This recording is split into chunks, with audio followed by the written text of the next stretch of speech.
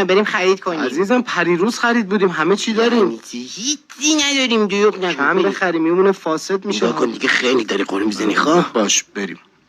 واسه شام ماس میگیریم، سوسیس و کالباس میگیریم، زیتون آبدار میگیریم، تاس میریزیم، شیش که اومد سر کدوم دوتا میگیریم، گوشتمونو گاف میگیریم، روغن آفتاب میگیریم، چای شهناز میگیریم، تاس میریزیم. شیش نیومد. فرق نداره از هر کدوم ستا میگیریم، چیپس به تعداد میگیریم، پفک اگر داشت میگیریم، کارت خونه جا میذاریم، تاس میریزیم. 5 که آمد. از همسرم حتی به زورم که شده کارت میگیریم. کارتت بده. نره تو بده پول خیلی بدم. پر روی. باشه میبینمتون، قربونتون، خدافظ. کی بود عزیزم؟ مامانم اینا شب میان، به نظرت بریم خرید کنیم براشون؟ من باید خرید کنیم، چه فرقی بین مامان من و تو داره؟ الان بریم خرید کنیم. جدی میگی؟ عجب زن باشعوری دارم. بی تو بزن.